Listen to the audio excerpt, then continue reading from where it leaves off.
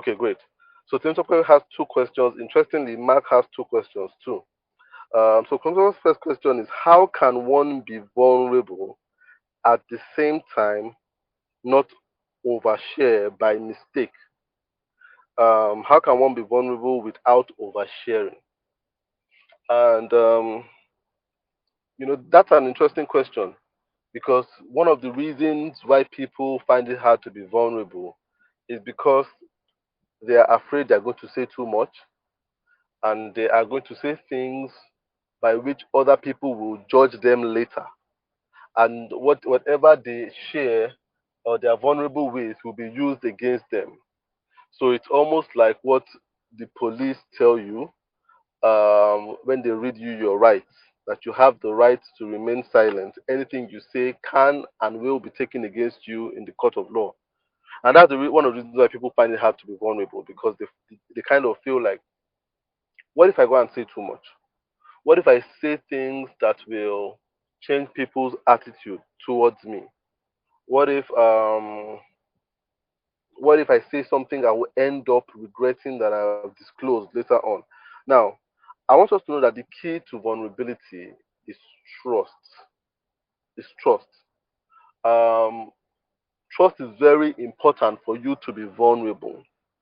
And one level of trust you must have to be vulnerable is trust for the people to whom you are being vulnerable with. You understand? So, for you to be vulnerable, there must be some level of trust in who you are being vulnerable with. And that's why when I tell people about being vulnerable, I never tell people to start being vulnerable by telling a large number of people things that they kind of feel insecure about. It's never really, really advisable to start with a large number of people. Never really advisable to start with a large number of people. Because with a large number of people, you never know who you can trust. You understand? There are too many people to trust. And so it's always advisable to start being vulnerable with one person. One person. So there's one person within your circle, a friend you have, like you guys now, you've started to know each other. Some of you have known each other for a year now, some months. But then I would realize that you've gotten to this state where you are more vulnerable with each other. But I'm sure it didn't start like that the first day, and you started with one person, two people, a small group. And I guess that's one of the strengths of this subgroup is that you are small, so it encourages some level of vulnerability. And so I would advise if you want to be vulnerable without being conscious of the mistake in quote of sharing too much, is don't share with too many. You understand? Start with very few, very few people. One person grow to two people to three people, because then you can judge trust. And I'm sure if I were to ask Temi if he trusts Bright, you will say you trust him. I don't think there's anything you say you will tell Bright that you feel Bright would use against you. There's that level of trust. You understand? There's that level of trust where you know that Bright would look out for your good. And I'm sure there are a lot of you that would feel comfortable telling me a lot of things that you won't tell anybody because you know I will look out for you. You understand? And that's where it starts from. So the first level of vulnerability starts small with people you trust, and it starts with trust. You must trust the people you are being vulnerable with. But then we cannot stay there. You understand? Because with time, we all, or some of us, not everybody is regarded to be this way, but some people have a requirement to be vulnerable with more people. And that's when you realize that your influence is growing beyond just one or two people. And for someone like me, I find myself in that position where for me to connect with my audience, who by God's grace have been able to grow, I need to be vulnerable with a lot of people. And so then my yardstick of vulnerability cannot be my trust in the people. And this is where we go to the second level of trust, which is trust in your own process. You understand? And that itself is the key to absolute freedom to be vulnerable. When you yourself stop judging yourself and stop criticizing yourself, you can be vulnerable with anybody. So it's not really about the people, it's about you. The fact that you yourself have not come to a place of being comfortable with your journey, your mistakes, your losses, your indiscretions. You're not comfortable with it enough. You think you are still led by the judgment of other people. It still dictates a lot to you. Then it will be hard for you to be vulnerable. One of the reasons why I'm able to share a lot of what goes on in my life, both good and seemingly bad things, is because I've come to a place where I'm very, very comfortable with my process. And I trust the process that God is taking me through. So even when I make mistakes, uh, I can share my vulnerability because my yardstick is not judging whether it will change Bright's attitude towards me or change Temi's attitude towards me or Mark's attitude towards me. I am sure that it won't change my attitude towards myself. It wouldn't change the way I think about myself, even if Bright changes the way he thinks about me. So I've come to this place where I have become my own biggest validator.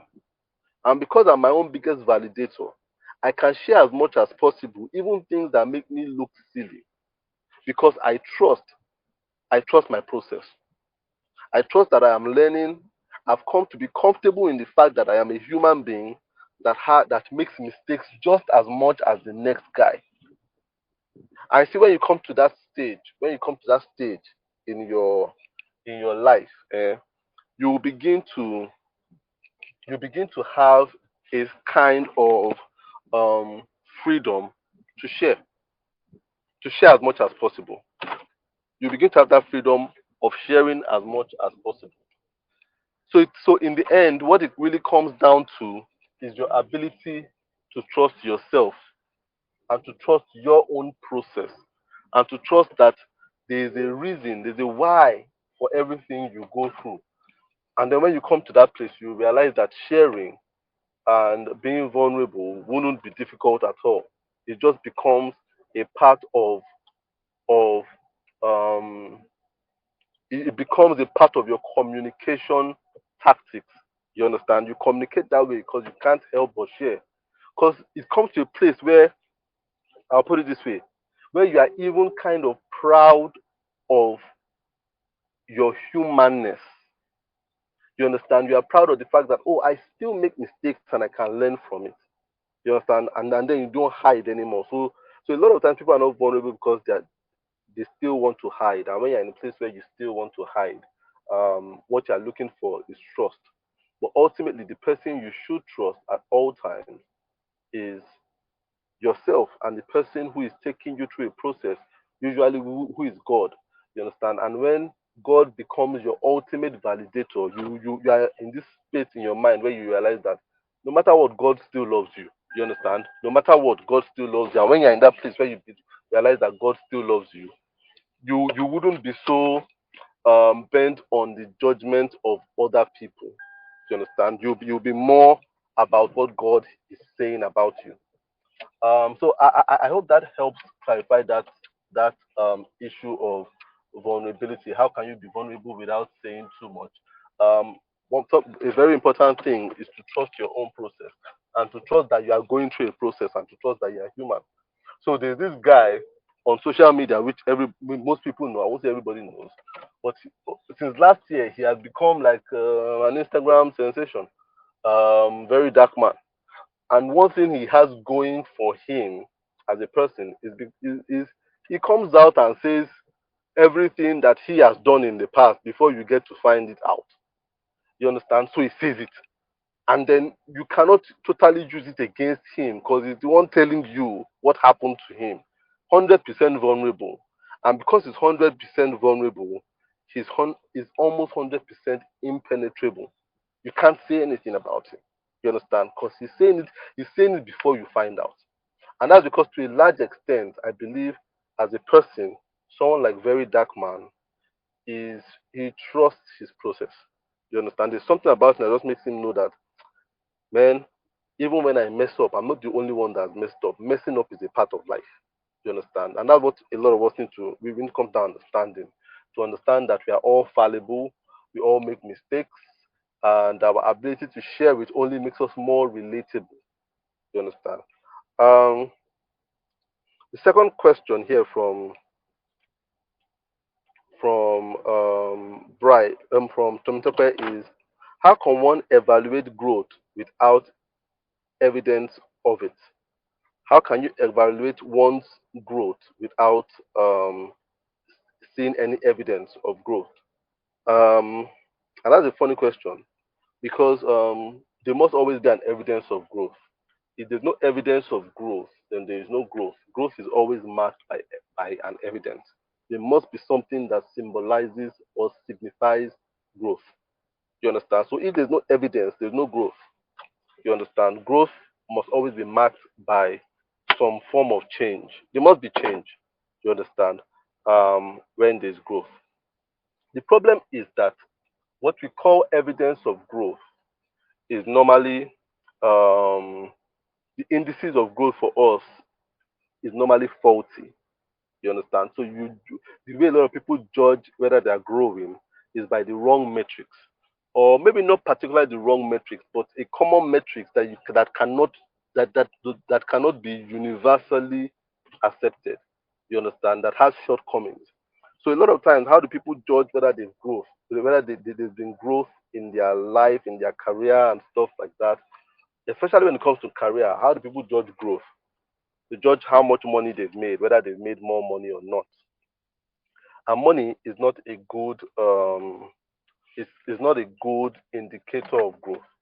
You understand? Money isn't a good indicator of growth. It doesn't indicate whether whether you've grown or whether you're growing. All right. So I was saying that a lot of times people try to measure how they have grown by looking at how much money they have made. Money is not bad as an indicator of growth, but is not infallible as an indicator of growth. And where money goes wrong is that you can also make money. Money can be an evidence of compromise. You understand? So it doesn't mean that you are growing. It could mean that you've compromised your growth. And I'll put it this way: if someone, um, I'll use the instance of maybe a lady, a lady working in a place, and she's working hard, steady coming up the ladder, corporate ladder, in wherever she's working, and gets promoted and stuff like that. She's now the promotion is a sign of the fact that she's growing career wise. But now, and then she gets increase in her salary.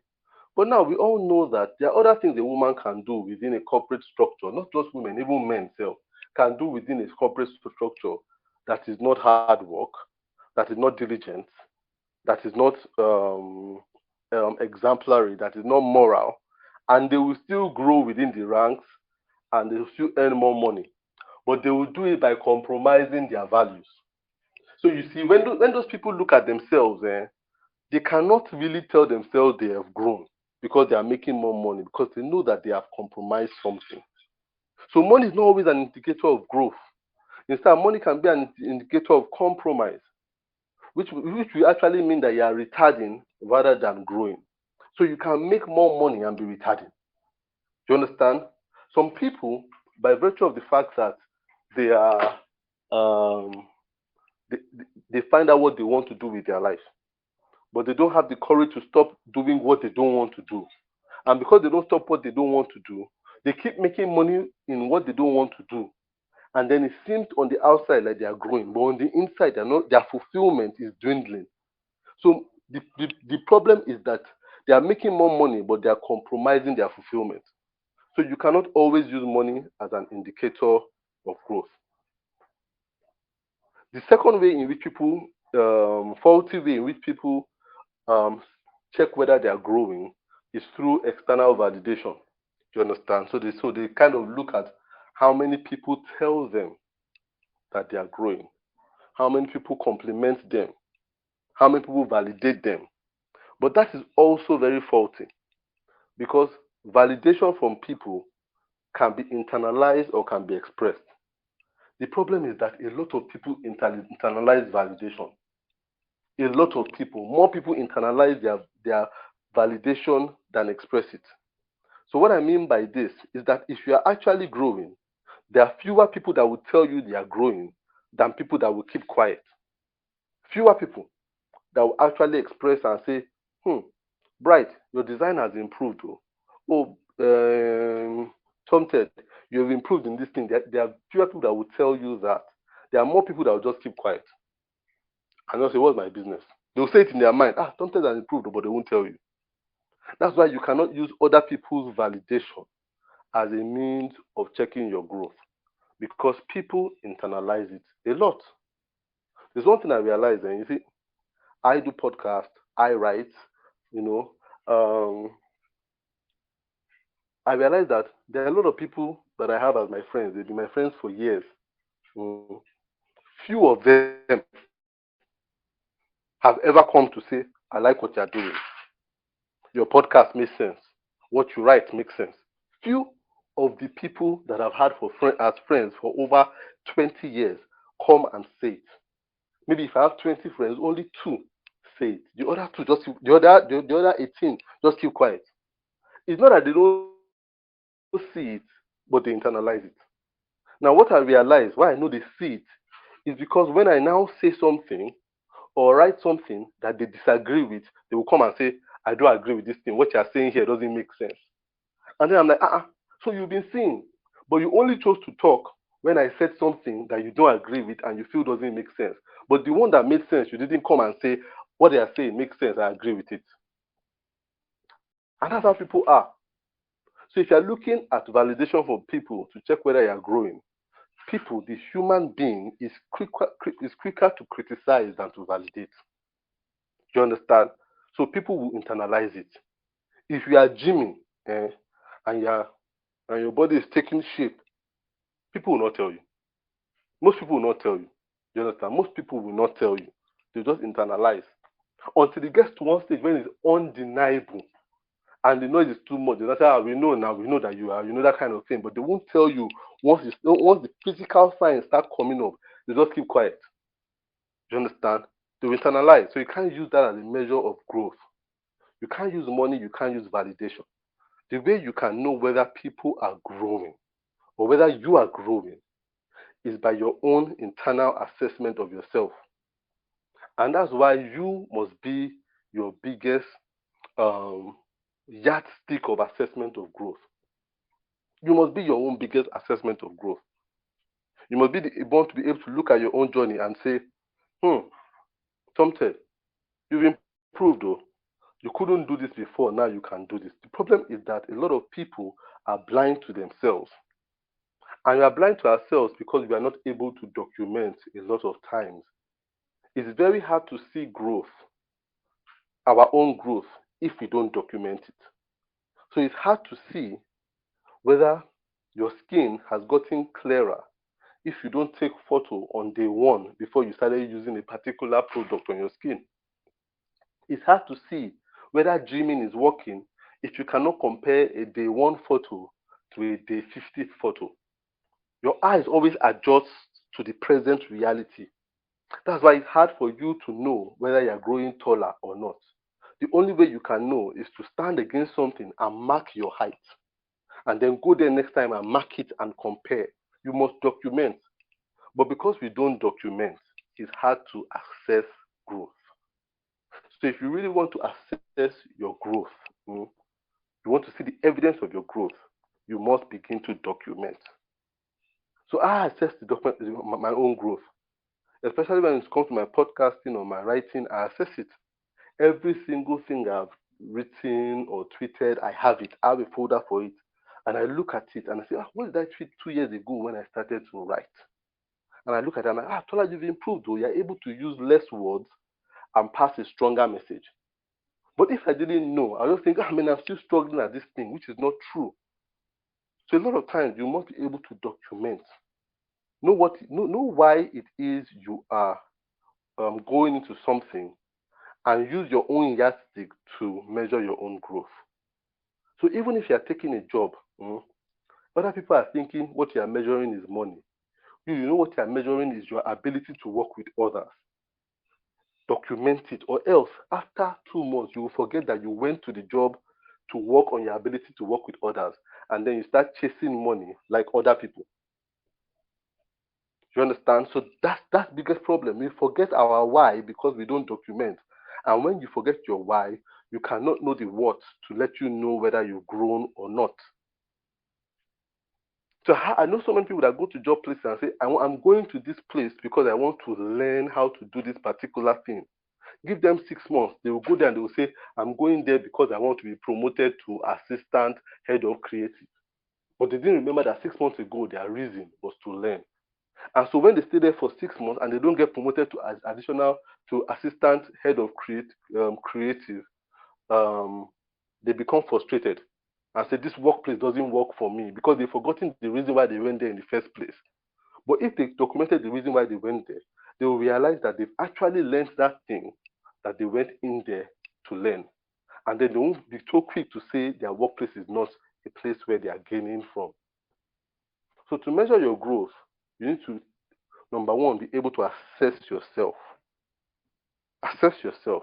And the only way you can assess yourself is by documenting your journey, every single step of your journey. So I think I'll go to Mark's questions now. Now, Mark is saying, beyond pursuing education and employment, what conscious steps can a man take to adequately prepare himself for the lifelong commitment of marriage? Now, Mark is asking us a question here about marriage. So he's saying, beyond pursuing education and employment, what conscious steps can a man take to adequately prepare himself for marriage, for the commitment of marriage? Now, interestingly, Mark is of the opinion that pursuing education and employment are part of the conscious step a man should take to adequately prepare him for marriage, but that is not true. They are good steps, but they are not the primary steps. Do you understand? So many other things come before this education and employment. They are good steps because they give us, fundamental things that we need for marriage. So one thing I will ask Mark is, why is education? Why is it good to be educated before getting married? And why is it good to be employed before getting married? Because I meet a lot of men that say, I can't get married because I don't have a job. My question is, why? Why do you need a job to get married? Some people say, I can't get married because I've not finished school. Why do you need to finish school before you get married? It's the why that will allow you apply your education and your employment well.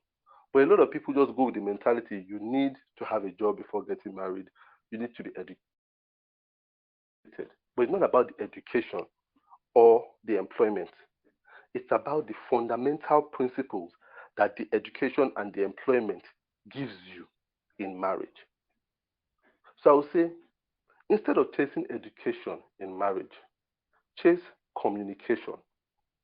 What you want to get from education for marriage is the art of communicating and getting along with other people. Why they will advise someone to be educated before marriage is because normally society expects an educated person to be a better communicator. And communication is key in marriage. So the basis of going to school, learning English, learning math, learning science, learning this, is because it's meant to help you to better communicate.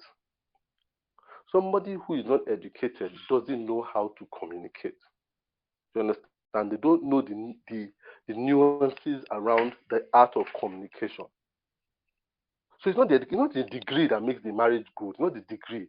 It is what you learned during school, how you learned to communicate with your classmates, how you learn to communicate with your lecturers, you learn to be able to respect them, how you learn to communicate with your classmates and collaborate and do assignments together. You understand how you learn to be able to ask questions when you were confused. Those are the things that education does for you that you bring into marriage. It's the art of communicating and connecting with a fellow human being. That's important. That's why education is important. Not because it's a degree, not because you have to go to a university. No. The fact that you learn the basic principles of communication, it makes you a better partner. And you see, this art of communication is very, very important for men especially. And I thank God that you all on this call are men. Men have to learn to communicate better.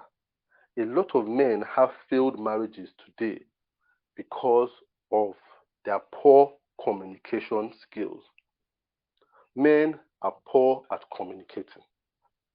And what I mean is that the average man doesn't know how to communicate his emotions, and is a big problem in marriage.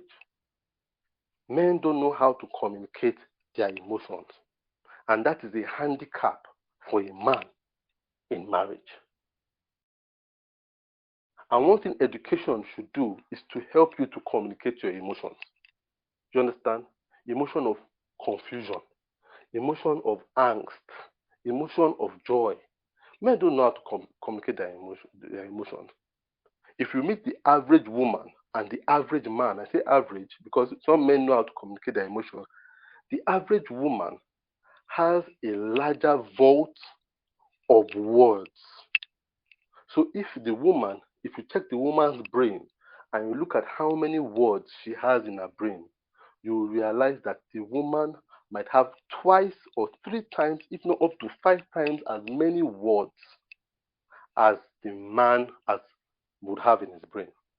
So if a man has 5,000 words in his brain from his day he was born to, let's say, he's 25 years old, a 25-year-old woman might have 15,000 words. So she has words to communicate every level of anger, whether it is a slight anger, it is a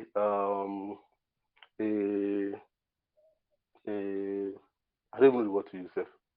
And now, so if a woman were talking now, she know the word to use. A slight irritation or an outright offense, she knows the words to use. But a man might only know the words to express slight anger and doesn't know how to express other things. So we express it physically. We are so physical because our use of words is poor. That's why men are quick to fight. You understand? Men are quick to fight. Women will not fight, they will use words. Because the master, but men don't know. So because you can't talk so much, you get angry. And then you might break something or fight or slam the door, do all those things. Because you don't know how to communicate. However, every man must learn to communicate. Women respect men that can communicate. Another reason why men don't communicate well is that we over prioritize peace, which is a strength and a weakness for men. We over prioritize peace. If you ask most men, what do they want? Married men, men in relationship, they will tell you they want peace. Before they tell you they want sex, it's peace. I just want a peaceful house. I just want peace. I don't want fight. That's why when a man is fighting with his wife or his girlfriend a lot, it disturbs him. Like we are always fighting. When we fight, she wouldn't make up. We can go fighting for 5 days, for 3 days. For that, a man cannot cope with that length of fighting with somebody and they are not talking. Women, they don't prioritize peace that much. They're like, let us scatter it till we solve it. A man wants us to solve it before he scatters too much. You understand? So a man, so that he can get peace, will not voice out some things on his mind. The woman will be doing something he doesn't like, but he won't say anything because he wants peace. We over prioritize peace. And people take this into marriage. And then you now realize the woman is doing things that the man doesn't like, but because he doesn't want an argument, he won't say anything. Or because he doesn't want the argument to continue, he will keep quiet before the argument, before they come to a common consensus. So the man will just say, okay, so don't argue, just leave it that way. That's a very bad thing to do. Because when you leave it that way, it will continue that way. You understand? So men need to learn to communicate. Learn to communicate. I know too many men that they will tell you what their wife is doing, but they have never told their wife before. They say, she does this thing that really annoys. Have you told her before? I've not told her. I just don't want any fight. I don't want any wahala. But that wahala has caused you to internalize a fight, and that's why men will go around with sickness, all manner of sickness. Before you know it, the man is walking on the street, he will slum and die because of an internal thing he has put in his body. There's a man living down my street, he died just. They found out he died yesterday. He's a man, single man, and stuff like that. But he died just yesterday.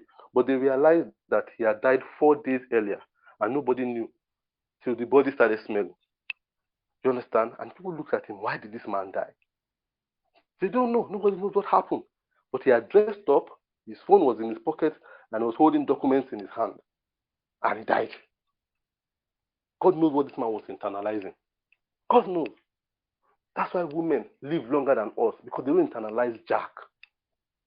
You understand? A woman can go on and drag something until it's settled. And when it's settled, it's settled. So we need to learn to communicate. The second thing that Mark spoke about, he talked about education. He also talked about employment. Why is it important to be employed before marriage? It's not the employment that is important. It's what the employment teaches you. Because when you're in employment, you begin to earn. And when you begin to earn, one thing you must learn is how to share and allocate resources. So it's not the employment per se, it's the sharing and allocation of your resources. That is what you're meant to get from it. Just like the education is the communication. One thing you must learn before you go into marriage is how to share. How to share. Very important. How to share. A lot of people go into marriage with a sense of individualism. My money, her money. That's a big problem. And that's why a lot of men see marriage as a burden. Because what they see is somebody I have to take care of, instead of seeing a relationship of us taking care of each other. So they see their wife as an object for which they need to care for, which is true, but the equation doesn't end that way. It is a symbiotic relationship. You take care of each other. When you begin to see marriage as a sense of taking care of each other, you won't see it as a burden anymore. You see it as a blessing. It becomes a blessing. So a lot of people think that the wife's money is her money, but your money is everybody's money. And that's a big problem. In marriage, everybody's money is everybody's money. As long as they are married to a woman, everything must be shared. Now, I'll be honest with you, when it comes to sharing, women have a bigger problem with sharing in today's world. I don't know if it has always been like that, but the modern day woman doesn't like to share money with her husband. And that in itself has taught men to hide their money from women. Because you see an average man tell you, that woman, not my wife, she has money somewhere, but she won't bring it out. So she won't bring it out. So I'll take this my own money and keep it somewhere, keep it with my mother. You understand? And not tell anybody. That's why when a man dies, you now realize that he has land somewhere. He has one house somewhere. He has one this somewhere that the wife never knew about. They're all playing games with each other. And that's not right, because they don't want to share. That employment, they believe, is their hard work, and they are the ones that should benefit from it the most. And that's one thing we must learn in marriage. And it's not just men learning it, it's men and women. Learn to share. When you learn that what you have is for the common good, marriage is sweet. But that art of, I will keep my own, I'll keep for myself. And then the woman says, me too, I'll keep for myself. And then what you bring together is just small things. You guys are playing poker with each other. Someone saying, this is all I have, all I have is 20,000. When in reality, what you have is 200,000. How to say, all I have is 5,000. When all she has is 500,000. You understand? Lying to each other. Marriage never works because you can't share. The reason you are employed is because you are meant to bring your physical resources together so that the whole house can be stronger. And those are the things you need to learn in marriage before committing to marriage. You must learn to surrender and share. and you must learn to communicate.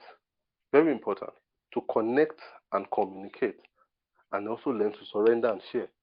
Those things are more important than employment or education. Very important. Some people, you realize that there are some homes, there are a lot of things I've seen in this my life that shock me. The homes where the husband and wife are doing incredibly big jobs. One is working in an oil company, the other one is working in one kind of multinational. In that home is where they have the biggest money problems. Biggest money problems in those homes.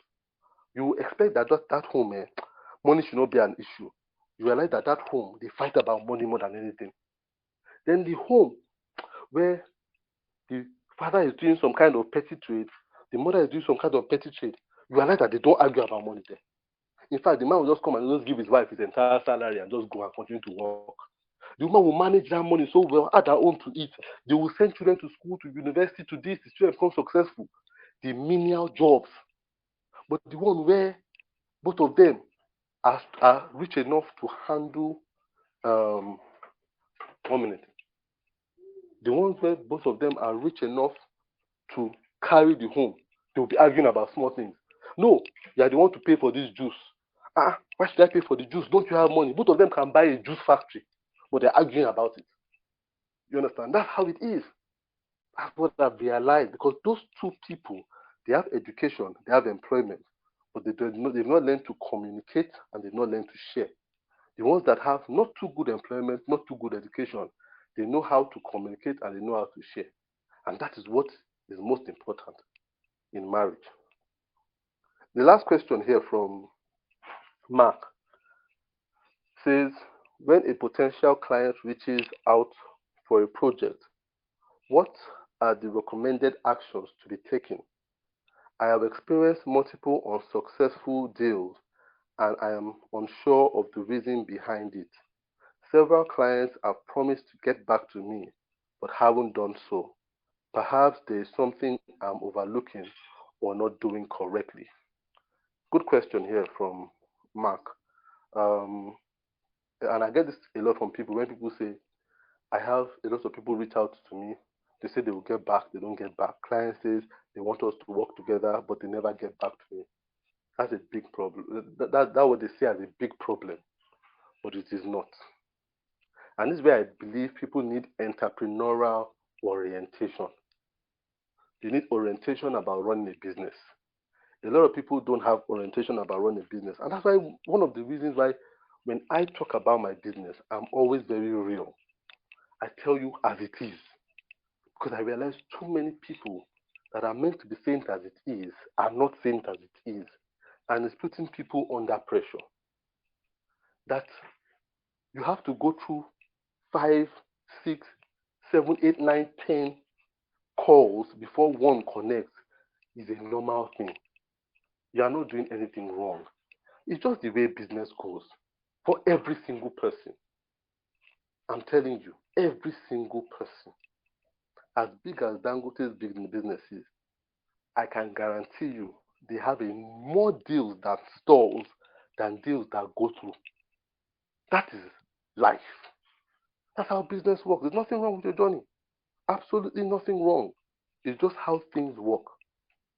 For every one that says yes, 10 have said no. That's how it is. And that one that says yes is the one that you put in your portfolio. So if you see someone with portfolio that has 200 jobs, trust me, he has had up to 500 rejections. It's just like in football now. For every highest goal scorer, the guy has missed more goals taken. That's the reality. The person has missed more goals taken. For every person you see as the highest goal scorer, he has missed more goals that are taken. So as you look at Messi, Messi has missed a lot of shots. Ronaldo has missed a lot of shots.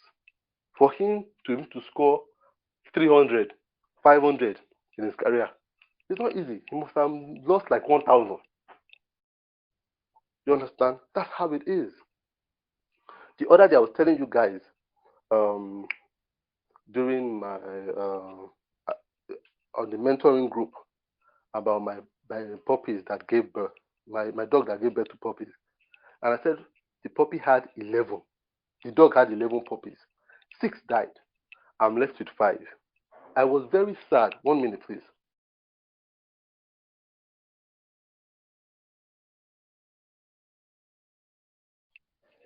All right, sorry about that. Okay, so what I was saying is that experience taught me something. You see, when I lost those 6 puppies, I was very sad. Number one, because the puppies died.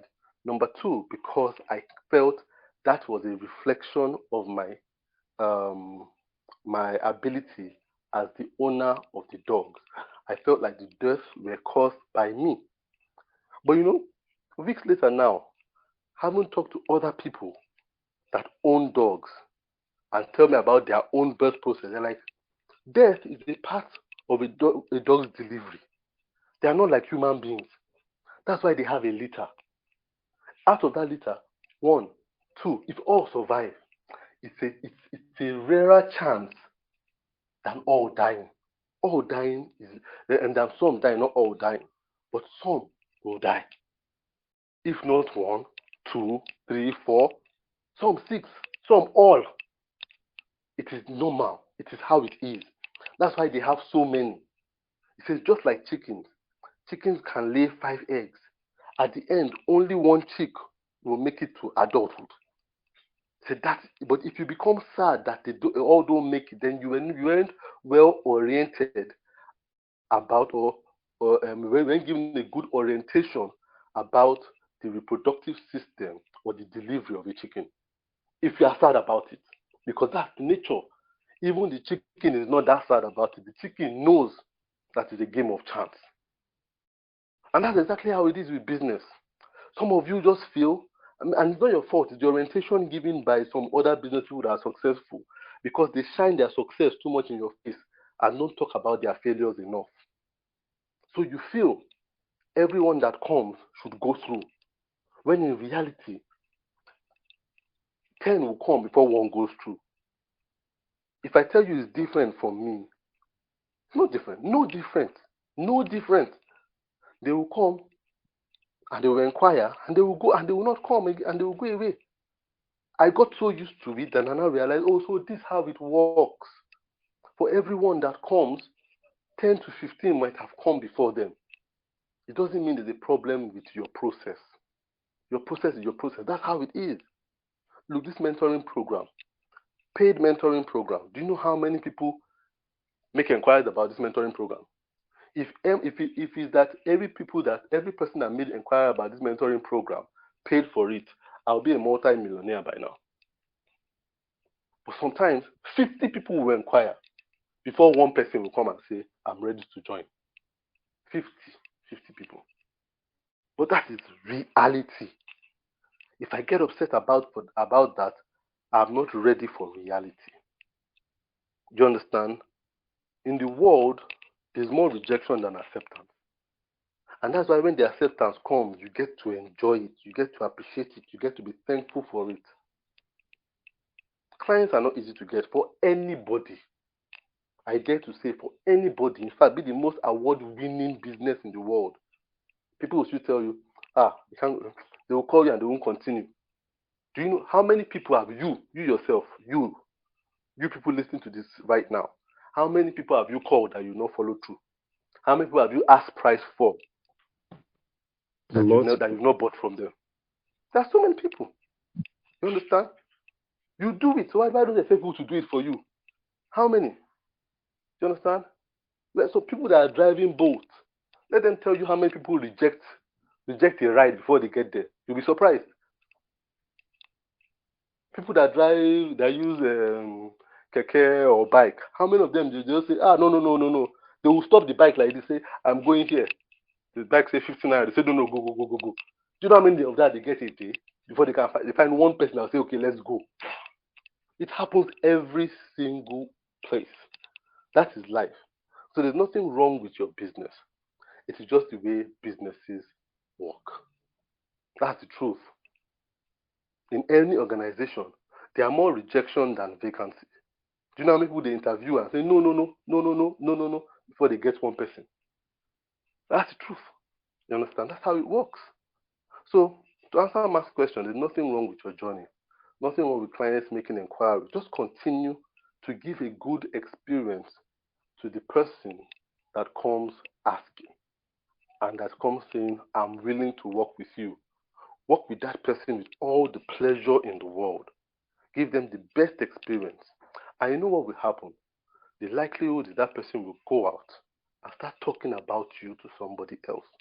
And that increases your chance of more people coming that are already convinced about you. You understand? So the secret is if 10 people come, inquire, don't come back. The one person that comes and comes, forget how much they are paying. As long as you've agreed to take it, work for them with all your heart. So you're meant to appreciate them. So, like with my puppies now, even the mother knows that 6 died. And because of that, she cherishes these 5 more than ever. But if all survived, she will never have experienced loss. And then she won't, because she doesn't know what loss is, she will never know what gain is. And then she might treat these puppies anyhow. But because she knew that 6 actually died, she treasures those ones even more. The same thing with the chicken that has 5 of them die, 1 survive. That one will be so precious to that particular chicken. That's how life is. That's how we get to appreciate things. And that's how you get to appreciate your clients too, by knowing that it's hard to get a business client connection. So once you get that connection, be grateful to God and do your best at your job. So I think those are all the questions I have